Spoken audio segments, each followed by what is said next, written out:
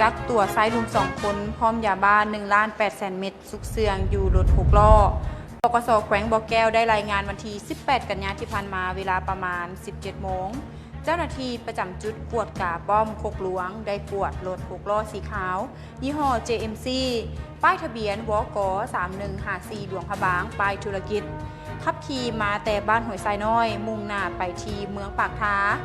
ผู้ขับขี่ชื่อว่าเท่าเมงวืออายุ25 ปีอยู่ที่บ้านห้วยทรายน้อยเมืองห้วยทรายแขวงบ่อแก้วและเท่าวิอายุ20 ปีอยู่ที่บ้านกอนอด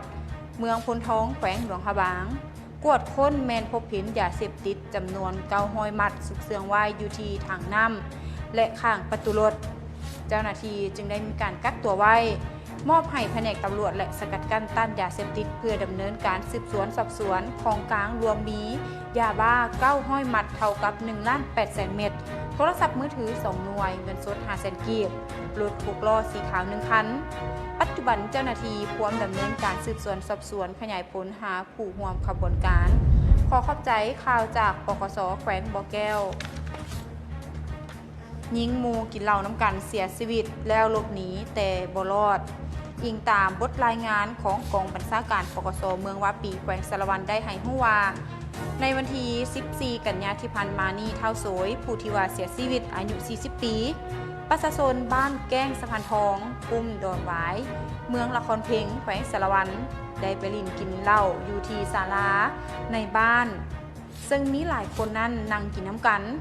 ฮอดเวลาประมาณ 17 โมงของมื้อเดียวกันนั้นเท่าโสยก็ได้กับเงินของตนเองพร้อมกับโวยวายจมว่าพิษกันกับเท่าอื่นหมู่ที่ว่าร่วมกันกินเหล้า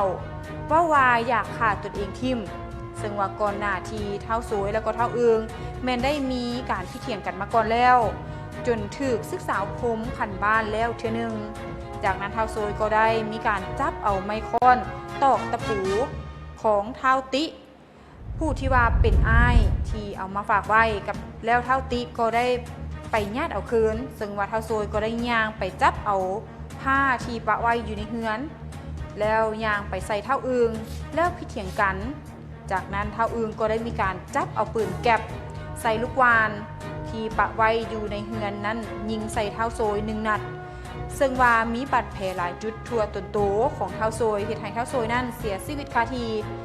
หลังจากก่อเหตุแล้วเท่าอึงก็ได้เอาตัวลบหนีไปลี้ซ่อนอยู่ที่เมืองวาปีแขวงสารวันมาฮอดมื้อวันที่15 กันยายนเจ้าหน้าที่กองบัญชาการปกส.เมืองวาปีแขวงสารวันจึงได้กักตัวขอขอบใจข่าวจากบ่าวดอนเขียวเกิดอุบัติเหตุรถใหญ่ต่ำค้นยางเสียชีวิตคาที1 คนเป็นเพศชายตามการรายงานของมูลนิธิพรหมเทพสวรรณเขตได้ให้รู้ว่าตอนค่ำของวันอังคารวันที่23 กันยายนเวลาประมาณ 19 โมงทีมงานหน่วยกู้ภัยพรหมเทพสวรรณเขตได้รับแจ้งเหตุผ่านหมายเลขฉุกเฉิน1607ว่ามีรถใหญ่ต่ำค้นยางอยู่ใกล้เส้นทางเข้าวัดธรรมเจียบ้านทาสโนนครไกรสอนพรหมวิหารแขวงสวรรณเขตหน่วยกู้ภัยพรหมเทพจึงได้ออกตรวจสอบเหตุสถานที่เกิดเหตุแมนพบเห็นผู้เสียชีวิต1 คนเป็นเพศชายบ่มีรายงานข้อมูลของผู้ที่ว่าเสียชีวิตซึ่งคู่กรณีเป็นรถนิสสันสีปอนทองสภาพฝากระโปรงด้านหน้าแมนยุบแล้วก็แก้วด้านหน้าแมนแตกสาเหตุของการเสียชีวิตแมนกระทบหัวหุ่นแห้งกระโหลกเปิดแล้วก็เลือดออกหลายกระดูกคอหักกระทบเอิกถลอกตามต้นโต